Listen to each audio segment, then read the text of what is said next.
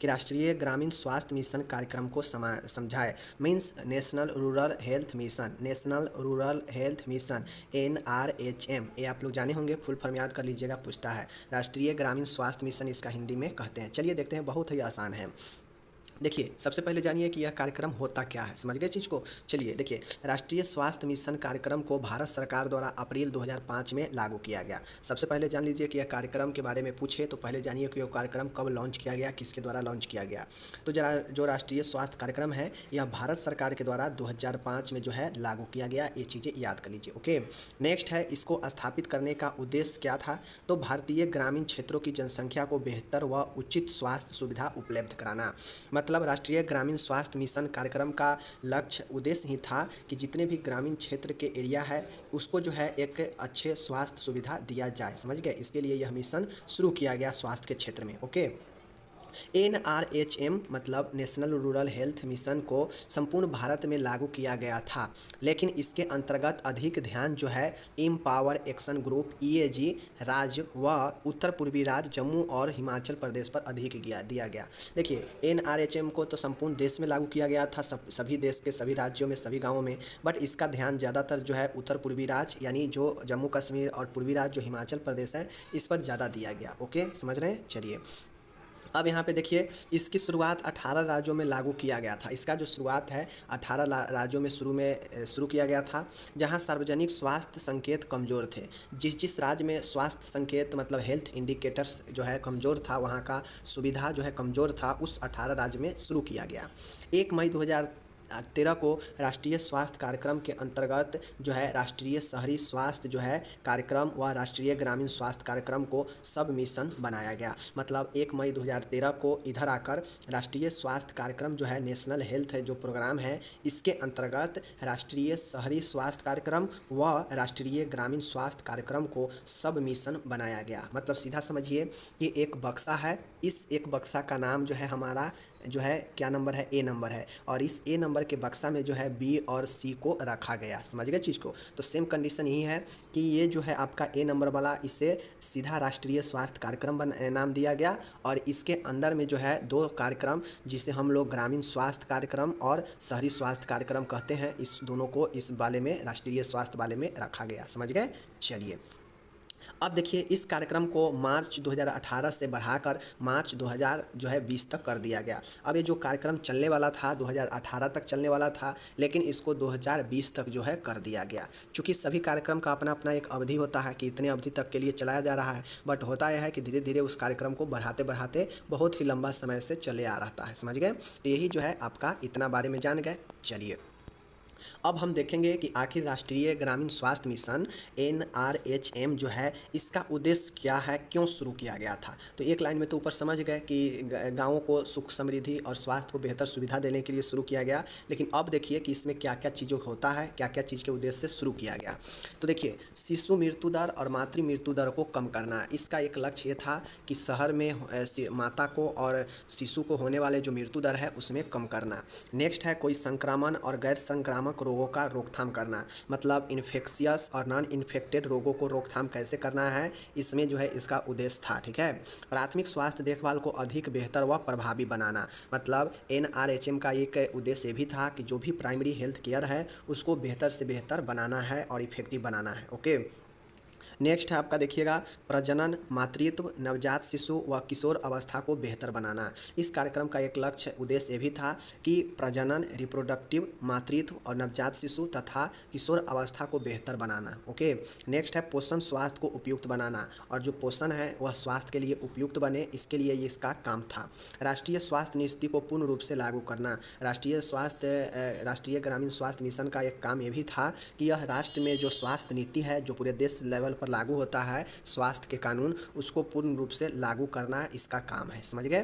तो ये 6 जो है काम था, 6, 7, 8 जितने भी काम हो आप और बेहतर और चीज़ें लिख सकते हैं, क्योंकि गांव में एक स्वास्थ्य को बेहतर बनाने के लिए क्या क्या चीज़ें किया जा सकता है, वही चीज़ें आपको रूरल हेल्थ मिशन NRHM के द्वारा भी किया जाएगा, तो आपको यहाँ पे लिख देना है। ओके।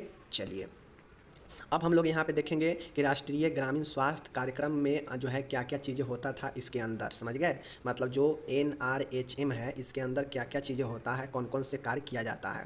तो देखिए इसके अंतर्गत पहला है कि एक्रीडेटेड सोशल हेल्थ एक्टिविस्ट आशा जो है, आशा की नियुक्ति द्वारा समाज के अंतिम वर्ग तक स्वास्थ्य पहुँच बनाना। आप लोग देखते होइएगा कि गाँव में जो है देखते होइएगा मोहल्ला समय जो है आशा जो है सबके घर ज़्यादा कर जो है परिवार नियोजन, ठीक है, टीकाकरण सबके बारे में समझाती रहती है। तो यह आशा का जो है नियुक्ति इसी ग्रामीण स्वास्थ्य मिशन के अंतर्गत किया गया। क्यों किया गया? ताकि जो सबसे अंतिम वर्ग है गांव का, सबसे कमज़ोर है, जहां तक कोई इन्फॉर्मेशन नहीं पहुंचता है, वहां जाकर आशा जो है स्वास्थ्य पहुंचा सके, लोगों को स्वास्थ्य सुविधा दे सके, ठीक है। नेक्स्ट है रोगी कल्याण समिति। आप लोग रोगी कल्याण समिति का नाम बहुत सुने होइएगा। तो दूसरा पॉइंट है अस्पतालों में रोगी कल्याण समितियों की स्थापना की गई ताकि क्षेत्रानुसार रोगी के कल्याण के लिए उचित कदम उठाया जा सके। इस RHNM के अंतर्गत जो है एक काम और किया गया कि रोगी कल्याण समिति का जो है क्या किया गया, शुभारंभ किया गया, स्थापना किया गया। बेसिकली यह करता यह है कि अपने क्षेत्र में जिस भी अस्पताल में, सभी अस्पताल में, सरकारी अस्पताल में इसे स्थापना किया जाता है। खासकर जिला अस्पताल जो सदर होता है वहाँ पे यह रोगी कल्याण समिति होता है। ओके, तो होता यह है कि यह रोगी कल्याण समिति जो है अपने क्षेत्र में रोगी के कल्याण के लिए विभिन्न कदम उठाता है कि रोगी का कल्याण कैसे हो। ओके, तीसरा नंबर देखिएगा जननी सुरक्षा योजना है। जननी सुरक्षा योजना का मतलब होता है कि JSY, तो शॉर्ट में देख लीजिए। इस योजना के अंतर्गत गर्भवती महिला को संस्थागत प्रसव के लिए प्रोत्साहित किया जाता है व इसके लिए निश्चित नगद राशि दी जाती है। आप लोग सुने होइएगा कि गांव में जो होते हैं लोग, उनको कहा जाता है कि चलिए आपको हॉस्पिटल से जो है सरकारी हॉस्पिटल से आपको जो है हम क्या बोलते हैं परिवार नियोजन करवा देते हैं और सरकार से इसके बदले 1000 या 3000 रुपया भी आपको मिलेगा। तो लोग जो है जाता है इस लोभ से भी, ठीक है। तो जननी सुरक्षा योजना यही होता है कि इस योजना के अंतर्गत जो भी गर्भवती महिला होती है उसको जो है प्रसव जो है डिलीवरी जो है सरकारी अस्पताल में जाके कराने के लिए प्रोत्साहित किया जाता है, जिसके लिए उनको नगद रुपए भी कुछ दिया जाता है, ठीक है। चौथा यहाँ पे पॉइंट देखिएगा नेशनल एम्बुलेंस सर्विस। इस कार्यक्रम के अंतर्गत जो हमारा नेशनल रूरल हेल्थ मिशन है, इसके अंतर्गत जो है नेशनल एम्बुलेंस सर्विस को भी कार्यान्वित किया जाता है। इस सेवा द्वारा ज़रूरत पड़ने पर 30 मिनट में एम्बुलेंस सेवा मुफ्त में उपलब्ध कराई जाती है। अगर आपको ज़रूरी है, किसी को एक्सीडेंट हुआ है या इमरजेंसी है, तो आप अपने टोल फ्री नंबर पर जो सभी राज्य का अपना अपना एम्बुलेंस का सर्विस का टोल फ्री नंबर होता है, आप किसी भी गांव से कॉल करेंगे तो आपको 30 मिनट के अंदर एम्बुलेंस जो है आपके पहुंच जाएंगे आपके दरवाजे पर। ओके, चलिए, तो ये जो है नेशनल हेल्थ मिशन रूरल में ही, ग्रामीण स्वास्थ्य मिशन में ही किया गया। नेक्स्ट है पांचवा national mobile medical unit. National mobile medical unit का मतलब क्या है कि कोई भी क्षेत्र बिना स्वास्थ्य सेवाओं के न रहे, इसके लिए ऐसी यूनिट की स्थापना की गई, ठीक है। देखिए छठा है नेशनल मोबाइल मेडिकल यूनिट। इसका मतलब होता है कि कोई भी ऐसा क्षेत्र ना बचे जो बिना स्वास्थ्य सेवा के रहे, तो इसके लिए इस जो है national mobile medical unit NMMU की स्थापना की गई। ओके, चलिए छठा नंबर यहाँ पे देखिएगा, छठा नंबर का है जननी शिशु सुरक्षा योजना। ऊपर में क्या था कि जननी सुरक्षा योजना, अब यहाँ पे है जननी शिशु सुरक्षा योजना। ओके, JSSY, ध्यान से देखिएगा। इसके अंतर्गत 1 वर्ष तक के शिशु व गर्भवती महिलाओं को मुफ्त दवाइयाँ, जाँचें, रक्त व स्वास्थ्य केंद्र तक आने जाने के लिए यातायात की सुविधा उपलब्ध कराई जाती है। जननी शिशु सुरक्षा योजना का मतलब होता है, जननी मतलब क्या होता है माता, शिशु मतलब माता और शिशु दोनों को, चाहे माता कोई गर्भावस्था में हो या 1 वर्ष तक का कोई बच्चा हो, तो उसको जो है सभी दवाइयाँ मुफ्त में, जांचें, रक्त और स्वास्थ्य केंद्र तक आने जाने का यातायात का सुविधा जो है उपलब्ध कराया जाता है इसी जननी शिशु सुरक्षा योजना के अंतर्गत। ओके, चलिए 7वां नंबर के देखिएगा नेशनल आयरन प्लस कार्यक्रम। नेशनल आयरन प्लस कार्यक्रम का नाम होता है, देख लीजिए, गर्भवती महिला, स्तनपान कराने वाली महिला, ठीक है, महिलाएं व 6 से लेकर 60 माह तक के बच्चों में लौह जनित एनीमिया की रोकथाम के लिए आयरन व फॉलिक एसिड की सप्लीमेंट खुराक दी जाती है। देखिए नेशनल आयरन प्लस कार्यक्रम का मतलब है कि वैसा महिला जो प्रेग्नेंट में हो, स्तनपान करा रही हो, या फिर 6 से 60 माह के ऐसे बच्चे जिसमें लौह के कमी से एनीमिया हो सकता है, तो उनको जो है फॉलिक एसिड व आयरन सप्लीमेंट का खुराक देना, यह नेशनल आयरन प्लस कार्यक्रम जो है इसी के अंदर में कार्यान्वित किया जाता है। किसके अंदर में? तो ग्रामीण स्वास्थ्य मिशन के अंतर्गत। ओके, नेक्स्ट है 8वां देखिएगा मातृ एवं शिशु स्वास्थ्य विंग। मातृ एवं शिशु स्वास्थ्य विंग का मतलब क्या होता है? ऐसे जिला अस्पतालों व सामुदायिक स्वास्थ्य केंद्र पर जहां मातृ एवं शिशु मृत्यु दर अधिक है की रोकथाम के लिए, देख लीजिए, 150-30 बिस्तर के पूर्णतः मातृ एवं शिशु स्वास्थ्य विंग स्थापित किए गए हैं। देखिए, मातृ एवं शिशु स्वास्थ्य विंग है, इसका मतलब होता है कि ऐसे जिला अस्पताल या सामुदायिक स्वास्थ्य केंद्र जहाँ पे मातृ एवं शिशु मृत्यु दर अधिक होते हैं, जिस भी जिला एरिया में, वहाँ पे 30, 50 या 100 बिस्तर ऐसे होते हैं जो माता और बच्चे के लिए ही रखा जाता है। समझ गए, कि कोई भी इमरजेंसी होने पर उसे मिल सके, तो यही मातृ एवं शिशु स्वास्थ्य विंग होता है। ओके, जो राष्ट्रीय ग्रामीण स्वास्थ्य मिशन के अंतर्गत ही शुरू किया गया। एंड लास्ट में है 9वां है आदिवासी क्षय रोग उन्मूलन कार्यक्रम, ट्राइबल टीबी इराडिक्शन प्रोग्राम। ठीक है, देखिए 20 जनवरी 2017 को इस कार्यक्रम की शुरुआत की गई ताकि आदिवासी क्षेत्रों में टीबी रोग का उन्मूलन किया जा सके। देखिए, पूरे देश में तो राष्ट्रीय जो है टीबी उन्मूलन कार्यक्रम है ही, बट पर्सनल जो आदिवासी क्षेत्र है वहाँ पे टीबी के प्रति लोगों में जो है जागरूकता फैलाया जाए। टीबी के उन्मूलन के लिए जो है 20 जनवरी 2017 को ये जो है कार्यक्रम का शुरू किया गया, और यह कार्यक्रम ग्रामीण स्वास्थ्य मिशन के अंतर्गत ही क्रियान्वयन किया जाता है। तो ये 9 प्रोग्राम आप लोग देखे हैं जो सबके सब जो है क्रियान्वित किया जाता है किसके अंदर, ग्रामीण स्वास्थ्य मिशन के अंदर ही। तो उद्देश्य भी देख लिए, क्रियान्वित भी देख लिए, और होता क्या है ग्रामीण स्वास्थ्य मिशन वो भी देख लिए। तो चीज़ को समझ गए, एक बार वीडियो को और देखिएगा तो समझ में आपको कंप्लीटली आ जाएगा। चलिए अब मिलेंगे। देखिए यहाँ पे हिंदी और इंग्लिश सब दिया गया है। चलिए अब हम नेक्स्ट क्वेश्चन पर चलते हैं। हिंदी इंग्लिश सब दिया गया है, एकदम आसान से आप लोग पढ़ सकते हैं, कोई दिक्कत नहीं है। ओके, चलिए अब यहाँ पे एक क्वेश्चन आता है, देख लीजिए। TNAI, एक्सप्लेन TNAI, ये भी क्वेश्चन 5 नंबर में आपके पूछे गए हैं, जिसको हम लोग करते हैं। ठीक है, चलिए देखिए TNAI क्या होता है। सबसे पहले जानिए, TNAI का फुल फॉर्म होता है the trained nurses association of India. क्या होता है, the trained nurses association of India, याद रखिएगा। हिंदी में कहा जाए तो प्रशिक्षित नर्स भारतीय संघ, ये इसका पूरा नाम होता है। पहले नाम जानिए, the trained nurses association of India, TNAI का फुल फॉर्म। इसका प्रारंभ जो है भारत में 1908 में लखनऊ में हुआ था या किया गया था। चीज़ को समझ गए, TNAI का शुभारंभ 1908 में लखनऊ में हुआ। ओके, पहले इसका नाम TNAI का पहले नाम था एसोसिएशन ऑफ नर्सिंग सुप्रिटेंडेंट्स। क्या चीज़, एसोसिएशन ऑफ नर्सिंग सुप्रिटेंडेंट्स पहले इसका नाम था। ओके, के नाम से जाना जाता था। वर्ष 1950 में इसे भारत सरकार द्वारा सेवा संगठन के रूप में मान्यता प्रदान की गई। पहले जो है इसे 1900 शुरू कब हुआ, 1908 में ही। पहले नाम क्या था, एसोसिएशन ऑफ नर्सिंग सुप्रिटेंडेंट, समझ गए। लेकिन 1950 में 42 साल के बाद भारत सरकार ने इसे अपने सेवा संगठन के रूप में मान्यता दिया कि आप जो है एक सर्विस दे सकते हैं, समझ गए। TNAI का उद्देश्य क्या होता है, इसका ऑब्जेक्टिव्स क्या होता है, देख लीजिए। चूँकि यह एक संगठन है तो इसका क्या उद्देश्य होगा, देख लीजिए। नर्सिंग व्यवसाय को बढ़ावा देना, मतलब नर्सिंग प्रोफेशन को बढ़ावा देना TNAI का काम है, समझ गए। नर्सों में एस्पिरिट डी कॉर्प्स की भावना को बढ़ाना, नर्स जो है उसमें एस्पिरिट डी कॉर्प्स की भावना को बढ़ाना। ओके, नर्सों के शैक्षणिक आर्थिक व्यवसायिक कल्याण को बढ़ाना। यहाँ पे टाइपिंग मिस्टेक हो गया है, यहाँ पे नर्स होगा, नर्सों नहीं होगा, नर्स होगा। ठीक है, कर लीजिएगा। नर्सों में एस्पिरिट डी कॉर्प्स की भावना बढ़ाना, नर्सों के शैक्षणिक आर्थिक और व्यवसायिक कल्याण को बढ़ाना, साथ में नर्सिंग व्यवसाय को बढ़ाना। TNAI का मुख्य 3 उद्देश्य ये है, समझ गए, याद रखिएगा। अब हम लोग चलिए नेक्स्ट चलते हैं TNAI के कार्य में। TNAI के कार्य क्या होता है, चलिए कार्य को देखते हैं आज। TNAI का क्या क्या कार्य होता है, वो ऑब्जेक्टिव तो हम देख लिए कि इसका शुरुआत क्यों किया गया। अब ये TNAI कार्य क्या क्या करता है देख लीजिए। सब में देखिए थोड़ा सा दिक्कत हो गया है टाइपिंग में, नर्स यहाँ पे होगा। नर्सों को उचित प्रशिक्षण प्रदान करना, TNAI का काम है कि नर्सों को उचित प्रशिक्षण मिले। ठीक है, दूसरा है नर्सिंग क्षेत्र में आधुनिक तकनीकों की शिक्षा को शामिल किया जाए। नर्सिंग क्षेत्र में अगर कोई भी मॉडर्न टेक्निक है तो उसको जो है इस शिक्षा में शामिल किया जाए, समझ गए, इसका एक काम होता है। रजिस्टर्ड नर्सों को सदस्य बनाना, इसका एक काम है कि जितने भी रजिस्टर्ड प्रोफेशनल नर्स है उसको अपना सदस्य बनाना, इसीलिए इसका नाम है the trained nurses association of India. मतलब जितने भी ट्रेनेड नर्स है, प्रशिक्षित नर्स है, सबका एक एसोसिएशन है, अपना संगठन है जिसमें सब जुड़ता है। राष्ट्रीय व अंतर्राष्ट्रीय स्तरों पर नर्सों का प्रतिनिधित्व करना। अब ये जो TNAI है यह राष्ट्रीय स्तर पर या फिर अंतर्राष्ट्रीय स्तर पर सभी नर्सों का प्रतिनिधित्व करता है। नर्सिंग क्षेत्र में अनुसंधान कार्यों को बढ़ावा देता है। TNI क्या करता है कि नर्सिंग के क्षेत्र में जो भी अनुसंधान होता है उसको बढ़ावा देता है। नर्सों के कल्याण के लिए विभिन्न बैठक, कार्यशाला एवं सेमिनार का आयोजन करना।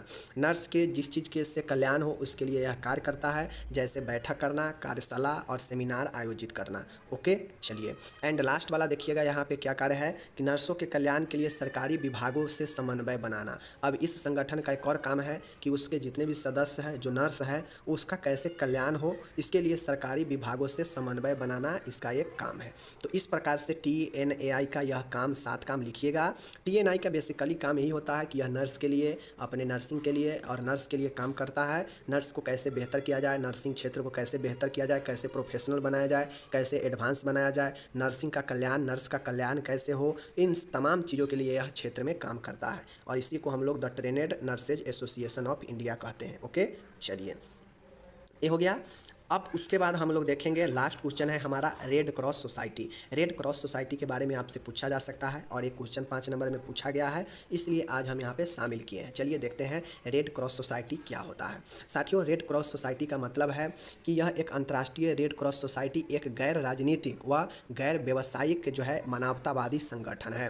मानवतावादी का मतलब होता है कि मानव के लिए काम करने वाला, ह्यूमन के लिए काम करने वाला एक संगठन है जो बिना किसी राजनीतिक और बिना किसी व्यवसायिक जो है कनेक्ट हुए, यह डायरेक्ट मानव को क्या करता है, एक मानवतावादी संगठन है जो न तो राजनीतिक है और न व्यवसायिक टाइप का संगठन है। समझ गए, यह मानवतावादी संगठन है जो ह्यूमन के लिए, ह्यूमन राइट्स के लिए काम करता है, जो लोगों को शांति व युद्ध के दौरान सेवा प्रदान करने हेतु समर्पित है। रेड क्रॉस का मुख्य काम है कि जैसे आपदा आ गया, आपदा के समय लोगों को मदद करता है, युद्ध हुआ, युद्ध के समय सेवा देता है, लोगों में कैसे शांति बना रहे, इसके लिए यह समर्पित होता है। समझ गए चीज़ को। चलिए, इसकी स्थापना हेनरी जो है ड्यूरेंट्स स्विस, हेनरी ड्यूमंट स्विस ने जो है व्यवसायी द्वारा 1864 में की गई थी। मतलब ये जो रेड क्रॉस सोसाइटी है, इसकी स्थापना जो है हेनरी ड्यूमंट स्विस के द्वारा एक व्यवसायी थे जो 1864 में इन्होंने किया। ठीक है, चलिए इसका मुख्यालय कहाँ है? इसका मुख्यालय जिनेवा स्विट्जरलैंड में है, ये चीज़ को याद रखिएगा। ओके, चलिए रेड क्रॉस सोसाइटी के क्या क्या कार्य होते हैं, कार्य से आपको समझ में आ जाएगा कि यह क्या क्या करता है। ठीक है, देख लीजिए, युद्ध व आपदा के समय सैनिकों व लोगों को सहायता प्रदान करना। यह एक ऐसा संगठन है रेड क्रॉस सोसाइटी जो युद्ध के समय और आपदा के समय लोगों के साथ साथ में सैनिकों को भी सहायता प्रदान करता है। ओके, आपातकालीन समय में राहत कार्य व सामान प्रदान करना। रेड क्रॉस सोसाइटी का और काम है कि आपातकालीन इमरजेंसी पीरियड में यह राहत कार्य करता है और सामान उपलब्ध कराता है। ठीक है, प्राथमिक सहायता उपलब्ध कराना, इसका एक काम ये भी है कि फर्स्ट एड उपलब्ध कराना रेड क्रॉस सोसाइटी का बहुत बड़ा जिम्मेदारी है। मातृ एवं शिशु कल्याण सेवाएं उपलब्ध करवाना, इसका एक और काम है कि माता और शिशु दोनों को कैसे कल्याण हो, इसके लिए सेवा उपलब्ध कराना यह भी काम करता है।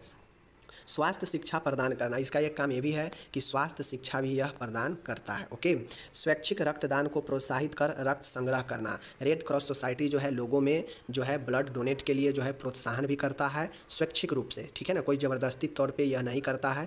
रेड क्रॉस सोसाइटी कहता है कि आप ब्लड दीजिए, आपके ब्लड से दूसरा को जान बच सकता है। ठीक है, और इस तरीके से स्वैच्छिक रक्तदान के लिए प्रोत्साहित करना और ब्लड को कलेक्शन करना इसका काम होता है। एंड लास्ट काम है बीमारियों की रोकथाम में मदद करना, और रेड क्रॉस सोसाइटी का ये काम और है कि यह बीमारियों में भी रोकथाम में मदद करता है। तो इस प्रकार से रेड क्रॉस सोसाइटी को भी हमने पढ़ा दिया। ठीक है, क्या कहता है कि भारत में राष्ट्रीय स्तर के स्वास्थ्य संगठन को विस्तार से समझाइए। मतलब नेशनल, पूरे राष्ट्रीय लेवल पर कौन कौन से हेल्थ के सेक्टर में ऑर्गेनाइजेशन है उसके बारे में डिटेल से चर्चा करना है। देखिए, आपसे एग्जाम में पूछेगा राष्ट्रीय स्तर पर, ठीक है, राज्य स्तर पर और आपके जिला स्तर पर स्वास्थ्य संगठन। ठीक है, इसको पूछता है, बार बार पूछता है। तो राज्य स्तर पर पूछेगा तो मान के आप MP से एग्जाम दे रहे हैं तो MP के बारे में पूछ देगा, बिहार से दे रहे हैं तो बिहार के बारे में हेल्थ ऑर्गेनाइजेशन के बारे में पूछ देगा। ठीक है ना, लेकिन अगर राष्ट्रीय लेवल पर पूछेगा तो यह प्रश्न पूछेगा, जो कि एक बहुत ही अच्छा प्रश्न है। तो चलिए शुरू करते हैं। राष्ट्रीय स्तर पर स्वास्थ्य संगठन, health organisation at national level. राष्ट्रीय लेवल पर कौन कौन से हेल्थ का ऑर्गेनाइजेशन है, चलिए देखते हैं। तो यहाँ पे आप लोग देख रहे हैं। चलिए, आपको राष्ट्रीय स्तर पर कहे या केंद्रीय स्तर पर कहे, बात वही होता है। ठीक है, सेंट्रल लेवल पर कहे या नेशनल लेवल पर कहे। ओके, स्वास्थ्य संगठनों के संगठनात्मक ढांचे के निम्न 3 अंग होते हैं। ठीक है, अब ये जो केंद्रीय स्तर पर राष्ट्र स्तर पर जो स्वास्थ्य संगठन है, इसमें मुख्य रूप से 3 जो है आपके ऑर्गेनाइजेशन होते हैं। ठीक है, इसमें मुख्य रूप से इसके 3 अंग है। मतलब नेशनल देश लेवल पर जो स्वास्थ्य, जैसे आप लोग देखते होइएगा कि राज्य में जो है आपके मुख्यमंत्री का चुनाव होता है तो उसमें मंत्री लोग बनते हैं, तो उसमें भी जो है स्वास्थ्य मंत्री होता है जो स्वास्थ्य के लिए देख रेख अपना सारा चीज़ें करता है। उसी प्रकार से अभी हाल ही में आप लोग देखे हैं कि चुनाव हुआ, उसमें सरकार बनी, तो उसमें एक स्वास्थ्य मंत्री भी जो है आपको बनाया गया है। ठीक है, स्वास्थ्य मंत्री भी जो है बनाया गया है। ये मंत्री जो है स्वास्थ्य के लिए देखरेख करता है, स्वास्थ्य हेल्थ डिपार्टमेंट में, जो कि पूरे देश लेवल पर होता है, पूरे नेशनल लेवल पर। ठीक है, तो उस नेशनल लेवल पर जो सरकारी संगठन है, इसमें तीन जो है, इसके तीन अंग है। ठीक है, इसके तीन अंग है। कौन कौन से अंग है? देखिए, पहला अंग है केंद्रीय स्वास्थ्य एवं परिवार कल्याण मंत्रालय। आप लोगों को पता होगा कि स्वास्थ्य मंत्रालय, उसके अधीन जो है आपके ये तीन अंग आता है स्वास्थ्य मंत्रालय के अधीन। इसमें आपका होता है केंद्रीय स्वास्थ्य एवं परिवार कल्याण मंत्रालय, union minister of health and family welfare. ठीक है, पहला ये हो गया। दूसरा इसका अंग है स्वास्थ्य सेवा महानिदेशालय, director general of health service, मतलब स्वास्थ्य सेवा का एक महानिदेशालय होता है, डायरेक्टरेट होता है। ठीक है, तीसरा होता है केंद्रीय स्वास्थ्य परिषद, सेंट्रल काउंसिल ऑफ हेल्थ। तो ये जो है आपके तीन अंग है। इस तीनों अंग के बारे में आपको अच्छे से डिस्क्राइब करना पड़ेगा इस प्रश्न में। तो आज की इस वीडियो में चलिए हम लोग देखेंगे केंद्रीय स्वास्थ्य एवं परिवार कल्याण मंत्रालय के बारे में देखते हैं। ठीक है, चलिए, ये नाम याद रखिएगा, ये नाम नहीं याद होगा तो इसके बारे में आप डिटेल से चर्चा भी नहीं कर पाइएगा। पहला है केंद्रीय स्वास्थ्य एवं परिवार कल्याण मंत्रालय, यूनियन मिनिस्टर ऑफ हेल्थ, मतलब स्वास्थ्य का। ठीक है, केंद्रीय union minister of health and family welfare. ठीक है, यूनियन मिनिस्ट्री। उसके बाद directorate general of health service, जिसको DGHS कहते हैं, स्वास्थ्य सेवा महानिदेशालय। और केंद्रीय स्वास्थ्य परिषद, सेंट्रल काउंसिल ऑफ हेल्थ होता है। ठीक है, चलिए, अब पहला क्या है हमारा यहाँ पे, केंद्रीय स्वास्थ्य एवं परिवार कल्याण मंत्रालय। पहला जो है हमें जानकारी लेना है वो है केंद्रीय स्वास्थ्य एवं परिवार कल्याण मंत्रालय के बारे में। ठीक है, तो केंद्रीय स्वास्थ्य एवं परिवार कल्याण मंत्रालय का मुखिया प्रधानमंत्री द्वारा नियुक्त कैबिनेट मंत्री होता है। मैंने आपको पहले ही बता दिया कि अभी जो स्वास्थ्य मंत्री बने हैं कोई प्रधान करके हैं। ठीक है, धर्मेंद्र प्रधान है शायद, तो उनको स्वास्थ्य मंत्रालय बनाया गया है। तो उस हिसाब से ये जो केंद्रीय स्वास्थ्य एवं परिवार कल्याण मंत्रालय है, इसका मेन मुखिया जो है वो प्रधानमंत्री द्वारा नियुक्त किए जाते हैं, नाम दिए जाते हैं कि भाई इसको मंत्री बनाना है।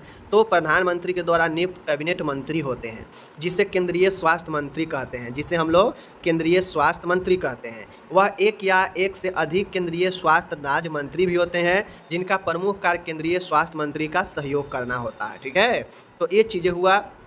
तो अभी आप लोगों को पता होगा कि जो चुनाव हुआ है उसमें एक जो है स्वास्थ्य मंत्री बने हैं, वो केंद्रीय स्वास्थ्य मंत्री होता है, जो प्रधानमंत्री के द्वारा नियुक्त किए जाते हैं। ठीक है, मतलब इन प्रधानमंत्री के द्वारा नाम दिया जाता है कि हाँ जो है इसको हमको जो है स्वास्थ्य मंत्री बनाना है। ठीक है, और वह स्वास्थ्य मंत्री जो बनता है केंद्र लेवल पर, वह जो है आपके इसी केंद्रीय स्वास्थ्य एवं परिवार कल्याण मंत्रालय का मेन होता है, मतलब मुखिया होता है। ठीक है, जिसे हम लोग केंद्रीय स्वास्थ्य मंत्री कहते हैं। अब आपको पता होगा कि आप लोग अगर न्यूज़ देखे होइएगा चुनाव वाला, तो उसमें पता होगा कि मंत्री, केंद्रीय मंत्री और राज्य मंत्री, दो तरह के मंत्री को जो है शपथ दिलाया गया। ठीक है, तो उसमें जो राज्य मंत्री होते हैं, जिसको हम लोग मिनिस्ट्री ऑफ स्टेट कहते हैं, राज्य मंत्री जो कहते हैं, इसमें राज्य मंत्री का काम होता है। अब जैसे आपको पता है कि हमारे देश में 28-29 राज्य है। ठीक है, अब ऐसे में इन सभी राज्यों पर एक केंद्रीय मंत्री ध्यान दे देगा संभव नहीं है, तो इसके लिए जो है आपके राज्य मंत्री बनाया जाता है। ये राज्य मंत्री क्या मान गए, इनको स्वास्थ्य क्षेत्र का राज्य मंत्री अगर बना दिया जाएगा तो राज्य मंत्री क्या करते हैं कि ये देखेंगे कि किस किस स्टेट में जो है किस चीज़ का ज़रूरी है, इनका नज़र जो है रहता है। ठीक है, और वो जो केंद्रीय मंत्री होते हैं ये सहयोग करते हैं राज्य मंत्री। ठीक है, जो भी स्वास्थ्य के क्षेत्र में राज्य मंत्री बने होंगे उनका काम है कि केंद्रीय मंत्री को सुझाव देना। ठीक है, इनको बताना कि हाँ इस स्टेट में ये चीज़ें दिक्कत है, स्वास्थ्य के क्षेत्र में इसको बेहतर कर सकते हैं। तो बेसिकली जो केंद्रीय स्वास्थ्य राज्य मंत्री होते हैं, यह केंद्रीय स्वास्थ्य मंत्री को सजेशन दे सकते हैं, मदद कर सकते हैं, सहयोग करते हैं। ठीक है, इसीलिए राज्य मंत्री बनाया जाता है केंद्रीय मंत्री के अलावा। ठीक है, तो ये हो गया आपका कुछ इसके बारे में इंट्रोडक्शन। अब इस मंत्रालय के अंदर ये जो केंद्रीय स्वास्थ्य एवं परिवार कल्याण मंत्रालय है, इस मंत्रालय में दो विभाग होते हैं। एक होता है डिपार्टमेंट ऑफ हेल्थ, मतलब स्वास्थ्य विभाग, और एक होता है फैमिली वेलफेयर। दो मंत्रालय होता है। जो आप लोग केंद्रीय स्वास्थ्य मंत्रालय एवं फैमिली वेलफेयर परिवार कल्याण देखे हैं, उसी को दो पार्ट में बांट दिया गया। केंद्रीय जो स्वास्थ्य मंत्रालय है वो स्वास्थ्य विभाग है, और जो फैमिली परिवार कल्याण है वह परिवार कल्याण विभाग, दोनों अलग अलग विभाग में बट गया। ठीक है, तो इसमें दो मंत्रालय सम्मिलित है। अब ये 2 मंत्रालय है तो इसके बारे में देखिए। केंद्रीय स्वास्थ्य एवं परिवार कल्याण विभाग का मुखिया जो होता है सचिव होता है, जो कि भारतीय प्रशासनिक का अधिकारी होता है। अब आपको पता होगा कि मुखिया जो सबसे मेन ऊपर हो गया वो मंत्री हो गया, केंद्रीय मंत्री, लेकिन उसके नीचा जो कर्ता धर्ता होता है, जो मंत्री के ऑर्डर को करता है, लागू करता है, क्या करना है नहीं करना है, सचिव जो होता है एक आईएएस ऑफिसर होता है, ठीक है। जो आईएएस अधिकारी होते हैं वह इसके सेक्रेटरी होते हैं, ठीक है। विभाग का, इस विभाग का जो मुखिया होगा ना, मान गए हेल्थ में बहुत सारे सेक्टर है, अलग अलग आपके योजना है, अलग अलग जो है सेक्टर चलता है, तो उसमें जो उसका मुखिया होगा वह सचिव होता है, सेक्रेटरी होता है। जैसे बिहार में हेल्थ सेक्रेटरी है, ठीक है, हेल्थ मंत्री तो है ही, स्वास्थ्य मंत्री तो है ही, लेकिन स्वास्थ्य मंत्री अब काम धंधा तो करेगा नहीं ना, वो साइन करता है कि हाँ ये चीज़ें पास कराना है, तो उसको लेकर जाएगा अपना मंत्रियों के पास, सब मंत्री कर देगा तो वो पास हो जाता है मुख्यमंत्री। अब इन चीज़ों को लागू करना है, काम करना है, तो उस पर सेक्रेटरी जो है काम करता है। तो वही जो प्रशासनिक सेवा अधिकारी आईएएस ऑफिसर होते हैं, जो सभी मंत्री के पास कईक जो है आपके आईएएस ऑफिसर रहते हैं, सचिव रहते हैं, उनसे उप सचिव रहते हैं, ठीक है। तो ये सब होता है।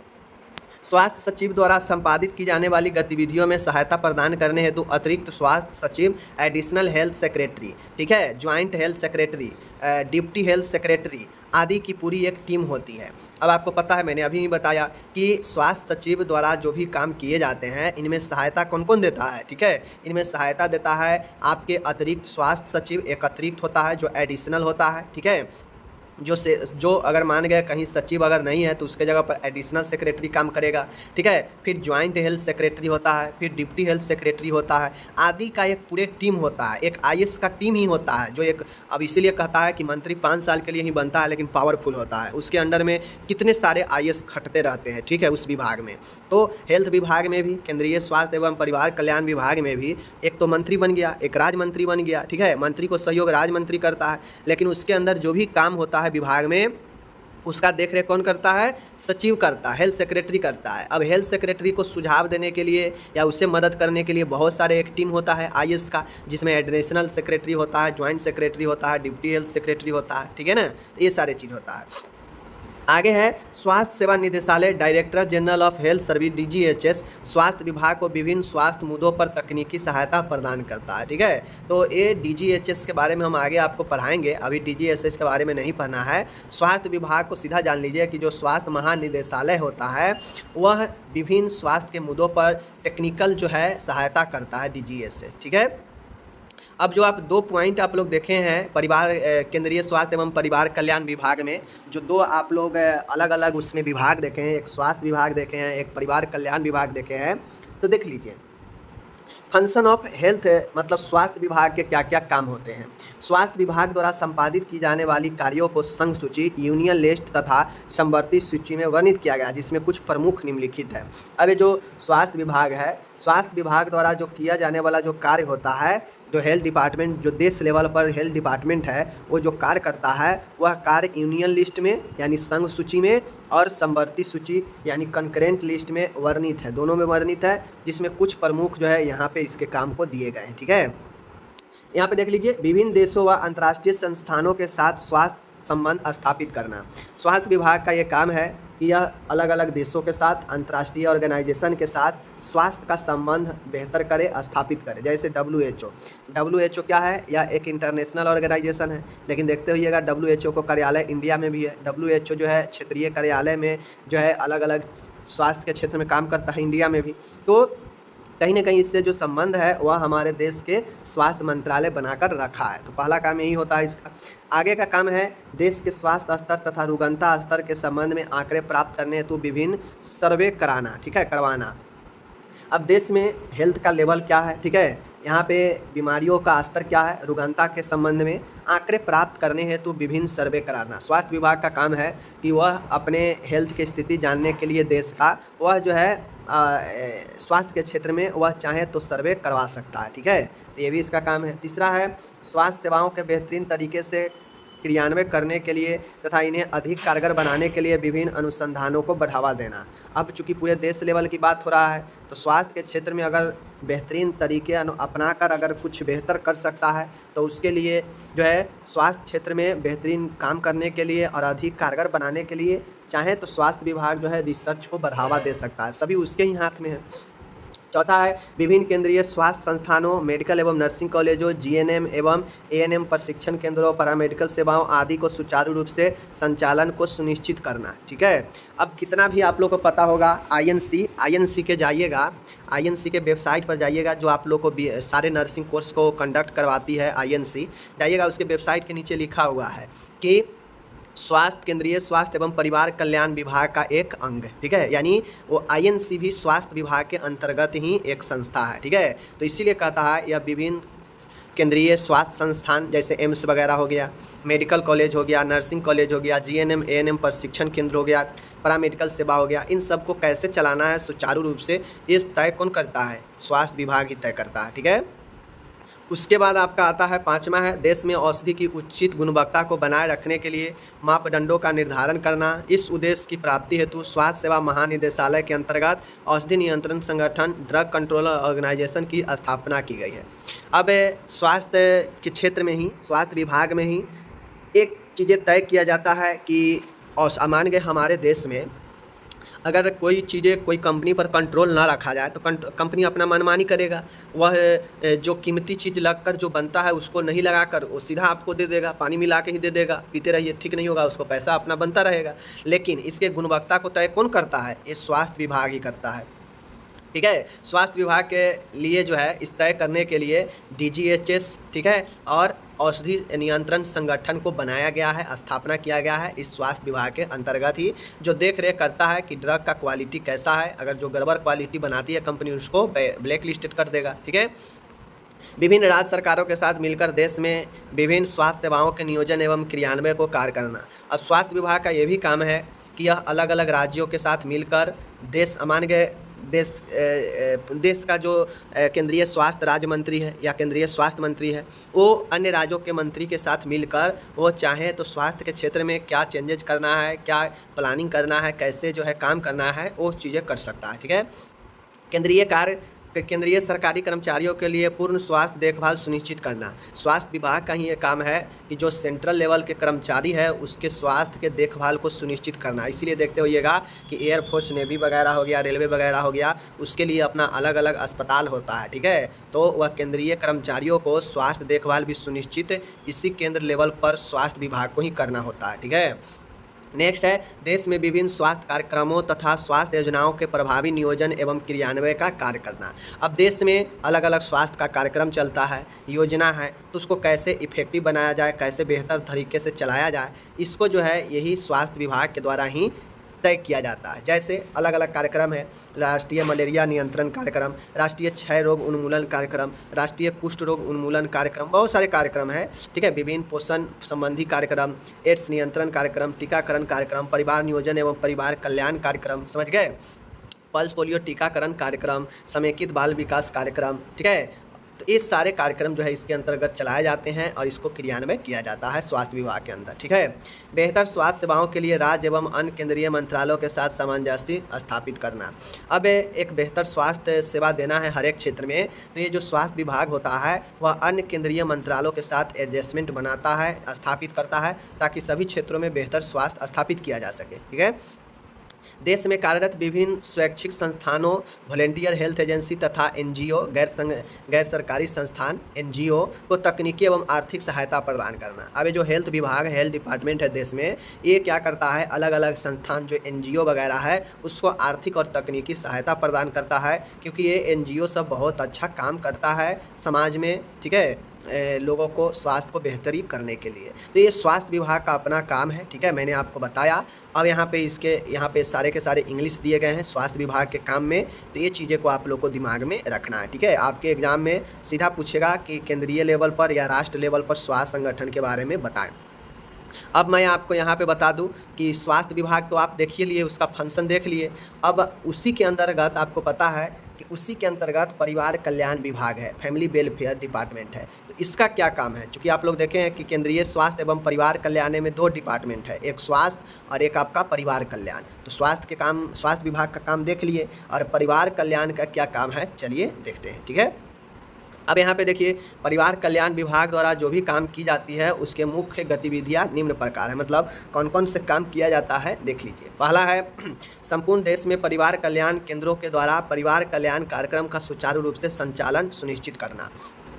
अब इसका यही काम है। स्वास्थ्य विभाग तो आप लोग देख लिए, अब इसी के अंतर्गत एक दूसरा पार्ट है परिवार कल्याण। ठीक है, तो परिवार कल्याण जो एक विभाग है, तो संपूर्ण देश में परिवार कल्याण फैमिली वेलफेयर सेंटर के द्वारा फैमिली वेलफेयर कार्यक्रम कैसे चलेगा, कैसे कंट्रोल किया जाएगा, इसको सुनिश्चित किया जाता है इसी फैमिली वेलफेयर के द्वारा। ठीक है, दूसरा है इस कार्यक्रम में रुचि रखने वाले, ठीक है ना, इस कार्यक्रम में रुचि रखने वाली तथा कार्यक्रम को सफल बनाने के लिए प्रभावी स्वास्थ्य सेवाएं प्रदान करने के लिए तैयार स्वैच्छिक स्वास्थ्य एजेंसी वॉलेंटियर को आर्थिक एवं तकनीकी सहायता प्रदान करना। अब आप लोगों को पता होगा कि हर एक शिक्षा के क्षेत्र में हो गया, ठीक है, रक्षा के क्षेत्र में हो गया, ठीक है, उसके बाद जो है स्वास्थ्य के क्षेत्र में हो गया, बहुत सारे वॉलेंटियर ऑर्गेनाइजेशन है, एनजीओ है जो काम करता है अपने अपने क्षेत्रों में, और उसको जो है सरकार आर्थिक तकनीकी सहायता मदद करती है। तो ठीक उसी प्रकार से विभिन्न कार्यक्रमों में रुचि रखने वाली और कार्यक्रमों को प्रोग्राम को सफल बनाने वाले जो भी वॉलेंटियर हेल्थ ऑर्गेनाइजेशन है, एनजीओ है, उसको तकनीकी और आर्थिक सहायता प्रदान करना है। ठीक है, ताकि वो और ज़्यादा अच्छे से काम कर सके हेल्थ में। ठीक है ना, क्योंकि इतना बड़ा क्षेत्र है और सिर्फ सरकारी संस्थान ही काम करे तो पॉसिबल नहीं है। तो उसके लिए एनजीओ को बढ़ावा दिया जाता है ताकि एनजीओ गांव-गांव जाकर, शहर जाकर अपना काम कर सके, और सरकार इसको मदद करती है। ठीक है, जन समुदाय में कार्यक्रम के प्रति जागरूकता प्रदान करना ताकि वे इसके अंतर्गत प्रदान की जाने वाली स्वास्थ्य सेवाओं का लाभ उठा सके। ठीक है ना, अब इसका काम है, फैमिली वेलफेयर का काम है कि यह लोगों में जागरूकता पैदा करता है ताकि जो भी स्वास्थ्य के कार्यक्रम चलाए जा रहे हैं उसको ज़्यादा से ज़्यादा लाभ उठा सके। ठीक है ना, गर्भ निरोधन के विभिन्न अस्थायी एवं अस्थायी साधनों की उपलब्धता सुनिश्चित करना। अब इसका काम है, फैमिली परिवार कल्याण मंत्रालय का काम है कि यह गर्भ निरोध के लिए जो अस्थायी एवं जो अस्थायी साधन है उसको सुनिश्चित करना। इसी के अंतर्गत आप लोग देखते होइएगा कि फ्री में कंडोम वगैरह दिया जाता है। ठीक है ना, इसके लिए निरोध मुंह से ली जाने वाली गर्भ निरोधक गोलियां का निःशुल्क वितरण करना, निःशुल्क कॉपर टी लगाना, ट्यूबेक्टोमी और वैस्कोटोमी शिविरों को आयोजन करना आदि शामिल है। तो गर्भ निरोधन के लिए बहुत सारे चलाए जा रहे हैं, कंडोम वितरण किया जाता है, ठीक है, ओरल कैप्सूल गोलियां दी जाती है निःशुल्क में, कॉपर टी लगाया जाता है, ट्यूबेक्टोमी वैस्कोटोमी शिविर का आयोजन करके जो है गर्भ से बचने के लिए फैमिली वेलफेयर के द्वारा काम किया जाता है। ठीक है ना, आगे है जन समुदाय को अपने परिवार का आकार छोटा रखने तथा 2 बच्चों के बीच में कम से कम 3 साल का अंतर रखने के लिए प्रेरित करना। फैमिली वेलफेयर का काम ही है कि यह जो है जनसंख्या नियंत्रण, परिवार के देखरेख, ठीक है, परिवार में कैसे बेहतरीन स्वास्थ्य सुनिश्चित किया जाए, इसके लिए काम करता है। इसीलिए परिवार कल्याण इसका नाम भी है, क्योंकि यह ज़्यादातर परिवार के कल्याण चाहता है हर एक तरीक़ा से। तो उसी प्रकार से अगर छोटा परिवार होगा तो परिवार का कल्याण होगा। तो परिवार का छोटा आकार रखने के लिए 2 बच्चों के बीच कम से कम 3 साल का गैप हो, इसको प्रेरित करता है कौन? Family welfare. ठीक है ना, आखिरी है स्वास्थ्य संबंधी वांछित लक्ष्यों को प्राप्ति हेतु अन्य संबंधित विभागों से सामंजस्य स्थापित करना।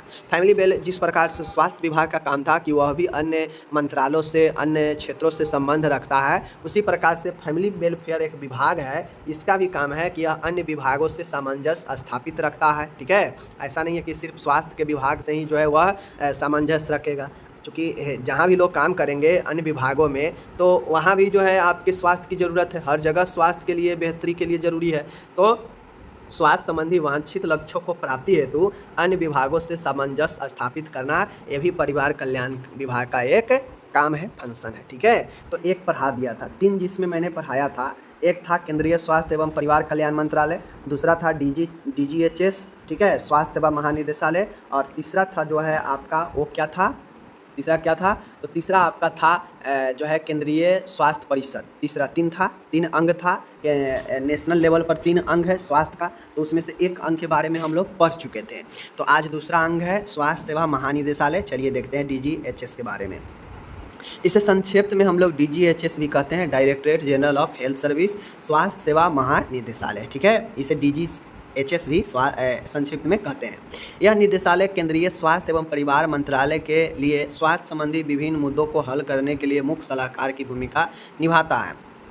देखिए, यह डीजीएचएस एक प्रकार का जो संस्था है, यह सलाहकार का काम करता है केंद्रीय स्वास्थ्य एवं परिवार कल्याण मंत्रालय के लिए। ठीक है, यह उस मंत्रालय के लिए जो है एक सलाहकार की भूमिका में अपना यह एक अंग है। ठीक है, इसका मुखिया महानिदेशक स्वास्थ्य सेवाएं होता है, जो एक आईएएस ऑफिसर वगैरह जो रिटायर्ड या जो भी हो उनको बनाया जाता है। जो एक ऑफिसर होते हैं वह इसके महानिदेशक होते हैं, यही इनके मुखिया होते हैं, जो स्वास्थ्य सेवाएं डायरेक्टरेट जनरल हेल्थ सर्विस के नाम से जाना जाता है। ठीक है, नेक्स्ट है इसमें कि स्वास्थ्य संबंधी योजना निर्माण में उसकी सहायता करने के लिए एक अतिरिक्त महानिदेशक, उप महानिदेशक की एक टीम तथा कई प्रशासनिक अधिकारी होते हैं। ये डीजीएचएस के अंदर, इसके अंदर महानिदेशक में एक डायरेक्टर होता है। ठीक है, एक डायरेक्टर होता है। उसके बाद जो है ये महानिदेशक स्वास्थ्य सेवा, इसका मुखिया महानिदेशक स्वास्थ्य सेवाएं होता है। ठीक है, जो मेन होता है। उसके बाद इसमें इसके अतिरिक्त एक और महानिदेशक होता है, एक उप महानिदेशक होता है, इसका एक टीम होता है और कई सारे प्रशासनिक अधिकारी होते हैं इससे नीचे लेवल में। तो ये महानिदेशक नॉर्मली कहा जाए तो एक प्रशासनिक संस्थान है, जो संस्था स्वास्थ्य के क्षेत्र में है, जो परिवार कल्याण एवं स्वास्थ्य मंत्रालय को क्या करता है, अपनी सलाह मशवरा देता है। ठीक है, योजना वगैरह बनाने में काम करता है और देखभाल करता है। ठीक है, अब इसके कार्य क्या है, ये जो function of directorate general of health service, इसके क्या काम है? तो इसके काम है स्वास्थ्य सेवा महानिदेशालय द्वारा की जाने वाली मुख्य कार्य निम्न है। ठीक है, इसके जो है इसके द्वारा कार्य किया जाने वाला निम्न है। ठीक है, जिस प्रकार से आप लोग जानते हैं सचिवालय होता है, जो सेक्रेटेरिएट जो होता है उसमें विभिन्न काम किए जाते हैं, उसी प्रकार से स्वास्थ्य का भी एक सचिवालय होगा। सचिवालय में स्वास्थ्य का भी जो है अपना एक जगह होता है, तो उसी प्रकार से यहाँ भी है। ठीक है, देश के स्वास्थ्य स्तर के आकलन हेतु विभिन्न सर्वेक्षण करवाना तथा प्राप्त आंकड़ों की व्याख्या करना।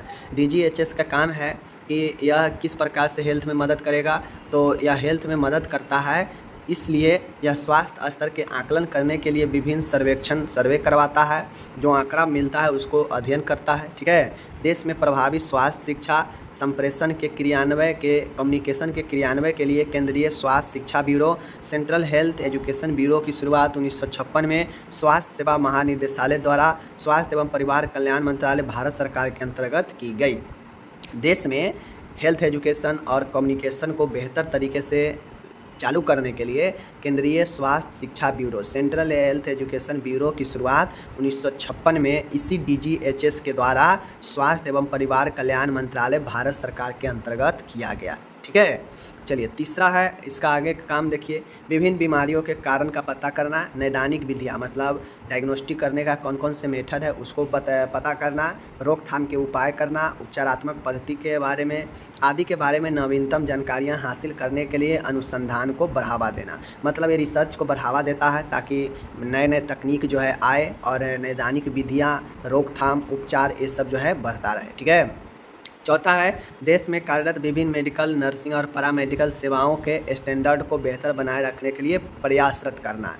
तो देखिए नॉर्मली तौर पर जो परिवार एवं परिवार कल्याण मंत्रालय के जो लोग काम देखे हैं ना, वह ये भी करेगा। ठीक है, लेकिन ये क्या करेगा, ये विशेष नहीं करता है, ये बेचारा ज़्यादा डिसीजन नहीं लेगा, ये सलाह के काम कर सकता है, देख रेख के काम कर सकता है, क्योंकि यह एक प्रशासनिक है। ठीक है, यह क्या है, यह एक प्रशासनिक है और प्रशासन आदमी का काम ही होता है देख रेख करना, मेंटेन करना, सही से चलवाना। ठीक है, लेकिन जो स्वास्थ्य मंत्रालय जो देखे उसका मुखिया जो स्वास्थ्य मंत्री होता है, तो आप जानते ही हैं कि मंत्री पढ़ा लिखा हो या नहीं हो लेकिन वो राजा की तरह रहता है, लेकिन उसके पीछे कितना भी पढ़ा लिखा ऑफिसर सब पीछे पीछे रहता है। बात देखते होइएगा, तो वही बात है यहाँ पे। ठीक है ना, कि मंत्रालय जो अधीन होता है स्वास्थ्य मंत्रालय का, लेकिन ये जो महानिदेशालय है यह अधीन है स्वास्थ्य मंत्रालय के, जो बढ़ावा देता है, जो मदद करता है आंकड़ा जुटाने में, स्वास्थ्य को बेहतर करने में। ठीक है, अच्छा रिसर्च में, ये सब में। साथ में देश में जो कार्यरत मेडिकल, नर्सिंग, पैरामेडिकल जो सेवा है उसके स्टैंडर्ड को बेहतर बनाए रखने का भी ये प्रयास करता है। ठीक है, पाँचवा है देश में औषधियों की गुणवत्ता बनाए रखने के लिए यह क्राइटेरिया निर्धारित करता है, उन्हें बनाए रखता है। ठीक है, देश में जो भी औषधि वगैरह निर्माण होता है, बढ़िया चलता है, कंपनी सब है, उसको जो है क्राइटेरिया को, यह जो है मापदंड को निर्धारित करता है और बनाए रखने के लिए काम करता है। वरना कंपनी सब पैसा कमाने के होड़ में क्या करता है, डुप्लीकेट दवाई सब बना के कम दाम के बेचने लगता है। ठीक है ना, आगे है सेंट्रल मेडिकल लाइब्रेरी के रख रखाव का कार्य करना। अब यहाँ पे जो मेडिकल से संबंधित लाइब्रेरी होता है उसको भी रख रखाव करने का जिम्मेदारी इसी के अंदर में है। नेक्स्ट है देश में बेहतर स्वास्थ्य सेवाओं की उपलब्धता, सुनिश्चित करने की योजना निर्माण करना तथा अन्य संबंधित सेक्टरों के साथ सामंजस्य स्थापित करना। तो इसका DGHS का काम है कि यह देश में बेहतर से बेहतर स्वास्थ्य सेवा उपलब्ध कराए। इसके लिए योजना बनाना हो तो बनाए, निर्माण करे और अन्य सेक्टरों के साथ जो है यह सामंजस्य बनाता है बेहतर हेल्थ के लिए। ठीक है, तो ये हो गया आपका DGHS और इसके काम। DGHS बेसिकली एक प्रशासनिक विभाग है जो हेल्थ के सेक्टर में देख रेख रख रखाव, रिसर्च को बढ़ावा, ठीक है, स्टैंडर्ड को बनाए रखना, इन सब के चीज़ों का जिम्मेदारी इसके पास होता है। जैसे होता है ना कि पुलिसिया विभाग को दे दिया गया है कि भाई कानून कोई अपना हाथ में ना ले, उसको देख रेख करे, कोई गलत करे तो पकड़े, तो उसी, लेकिन मेन पावर किसके हाथ में होता है? मुख्यमंत्री जो नेताजी है ऊपर बैठे हुए। तो उसी प्रकार से चीज़ें होता है, समझ गए। मेन स्वास्थ्य मंत्रालय है, लेकिन स्वास्थ्य मंत्रालय के हेल्प करने के लिए, बेहतर तरीके से चलाने के लिए योजना वगैरह, ये सब खर्च वगैरह, आंकड़ा वगैरह जुटाना, रिसर्च को बढ़ावा देना, मेडिकल स्टैंडर्ड बनाए रखना, ठीक है, पैरामेडिकल, नर्सिंग, मेडिकल, ये सब के उच्च स्टैंडर्ड बनाए रखना, इन सब चीज़ों को देख रेख और सुझाव का काम DGHS करता है। ठीक है, ये चीज़ समझ गए। चलिए, अब तीसरा आता है central council of health. Central council of health कहने का मतलब है केंद्रीय स्वास्थ्य परिषद। केंद्रीय स्वास्थ्य परिषद कहने का मतलब होता है कि आप लोग को मैंने पढ़ाया था, पहला क्या था? केंद्रीय स्वास्थ्य एवं परिवार कल्याण मंत्रालय। दूसरा क्या था? जो अभी आप DGHS पढ़े हैं, स्वास्थ्य सेवा महानिदेशालय। ठीक है, और यहाँ पे जो तीसरा है वो सेंट्रल काउंसिल ऑफ हेल्थ। यही 3 अंग जो है हमारे नेशनल लेवल पर हेल्थ के सेक्टर में काम करता है। तो जो केंद्रीय स्वास्थ्य परिषद है, देख लीजिए, केंद्रीय स्वास्थ्य परिषद की स्थापना अगस्त 1952 में की गई थी। इसकी स्थापना के पीछे मुख्य उद्देश्य था केंद्र सरकार तथा राज्य सरकार के मध्य समन्वय स्थापित कर पूरे देश में स्वास्थ्य सेवाओं तथा स्वास्थ्य कार्यक्रमों का प्रभावी क्रियान्वयन सुनिश्चित करना।